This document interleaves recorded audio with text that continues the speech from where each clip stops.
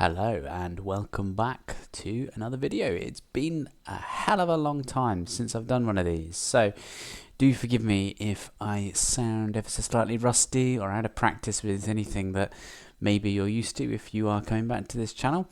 What I'm actually going to be doing, just to try and ease myself back in because it's been some time, is just do some demos, so bear with me whilst I'm perhaps doing things that you can't necessarily buy, but they will be little reviews and little demos that are available right now on Steam. So I do hope you like them, and we'll go from there hopefully. So I do intend to be hanging around for the foreseeable. Maybe not quite as frequently posting videos, but let's just see how we go. So this one is called All Will Fall, and I will have a read through of the Steam description for you. A post-apocalyptic city builder where every structure can collapse. Master a unique physics-based 3D construction system. Create a sprawling vertical settlement on water, scavenge for resources, explore the ocean, and ensure the survival of your colony by making difficult yet necessary decisions. So this is a bit of a blend of different games. It's a survival game, it's a city building game, and there's also a physics engine. There's things that can collapse around you as you build your structures and bridges, based on weight and certain positionings, and if you've got the load bearing in the right place, that sort of thing. So you are stuck on what I would probably describe as like a platform out in the middle of the ocean, and you start off with a few people who you assign to scavenge resources, you know, the usual thing. You then take those resources, you build buildings, you research more buildings, etc. But the twist with this is the water level, or tide I think is probably the most appropriate word, will of course rise and fall, and upon rising, certain buildings and structures will disappear under the waves, and upon falling, certain structures and buildings will appear, and along with that you gain resources. Well, resources become available and you have to go and get them before the tide rises and they essentially become inaccessible. And it's just that extra twist, and I've never played a game quite like this before. Yes, I've played survival games and I've played all of these genre games before, but to blend them into one is a really, really good idea, and I must say I have thoroughly enjoyed playing this. So the good things I like, I've alluded to it there for the most part, is the theme. Absolutely brilliant genres put together. The visual effects are excellent. I think it's such a nice looking game. You can zoom right in and see the details of some of the buildings and the people. But it just looks really nice for the type of game. Quite cartoony, you know, but it captures everything it needs to. The camera angles work perfectly fine because you really do have to zoom in sometimes to get the resources you want and know where to put ladders and various other things and steps. And you can pan the camera in pretty much any angle you want to help you achieve that. Love the fact that the landscape changes. So as I mentioned earlier, the sea rises and falls, and upon that the landscape will change constantly. Sometimes the tide will be high for longer periods than others, so it's varying the whole time, and new things will appear sometimes, which is what's really good about this. And there's things that you didn't spot earlier that you spot later, and you're like, oh, there's a pile of resources that I could really do with here, and they're only there for a few minutes, and you've got to be really quick to get your structures down so you can get to these places that are often quite difficult to get to. You need a little bridge or some steps or platforms you have to build out of whatever you can get, and whatever you research you can have more and more different material structures.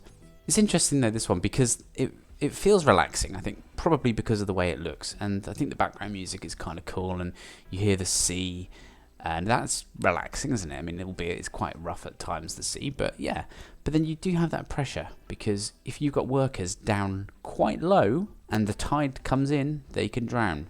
No one did drown when I played, but that's fine. They kind of get out of the way when they can and will move for the most part. But I did have someone get stuck down some stairs when the tide came in, but he didn't die, but they can. But it's good because it feels relaxed, but there is an element of urgency at times. The tech tree is absolutely massive, and the fact this is a demo, to have such an extensive tech tree for various different things, from social to engineering to decorative to housing. There's so many different trees within here already, and this is only presumably going to be improved as time goes on. And off the back of that, there's loads of different types of buildings, most of which you have to unlock, which is expected for this genre of game.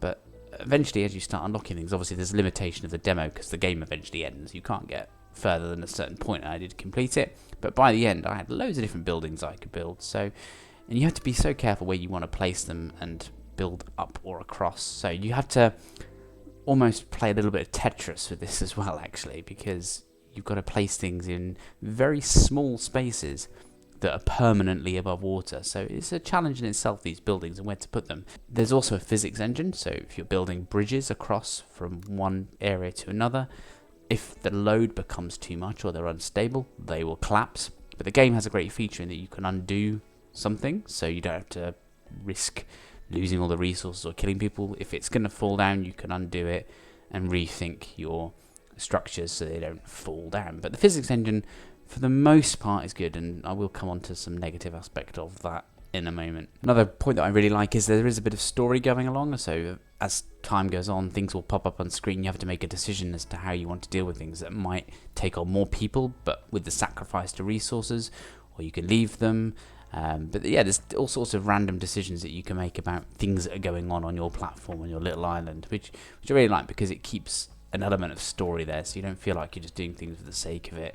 There's things actually happening, and it's good fun. It's good to have a story with it. Just a couple of very minor bad points. So sometimes workers will get stuck. So at one point, I'm sure there was a building just floating. It was a house or something, or a stockpile, and it was just floating, and people couldn't get to it. And it wasn't floating when I put it down. I'm sure it wasn't. It could have been on me, possibly, but there were certainly pop-up errors, warnings against buildings, and they were saying, oh, they're inaccessible. Well, they're not, and I was 100% sure that those buildings weren't inaccessible. So let's just put that down as a slight issue, but for the most part, it didn't really cause me too many problems. And with the negative aspects of the physics, there were a couple of situations where I was building bridges, and it's quite good actually in the sense because you can put a stress level map indicator on, so you can see as you're building how much stress is being placed on each part of the bridge, so you can change the design. But anyway, imagine a one wide bridge, so just literally very narrow, and it was only holding on down one end because of a wooden structure holding it on at the side, but it was only holding on to it by a corner. It's really hard to describe, but it was just clinging on, and realistically I don't think it was quite accurate, and there were a few elements of the physics holding bridges up which didn't make sense with the positions of certain supporting structures.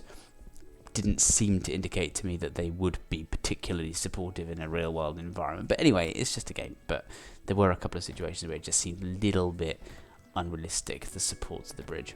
So really the negative points I've given are just me being picky. I mean, this is brilliant for a demo. It's probably an hour and a half of good fun. 2 hours tops, depending on how slow you might go with it. But this is going to be a cracking game. So genuinely, it's on my wish list, and I would suggest you play the demo because it's free on Steam. I mean, have a look yourselves, but from my experience, certainly recommend putting it on your wish list for when it does come out. Well worth looking at. Depending on price, I would say this would probably come out about £20 in my guessed opinion. So we'll have to see on that one, but it's certainly on my wish list.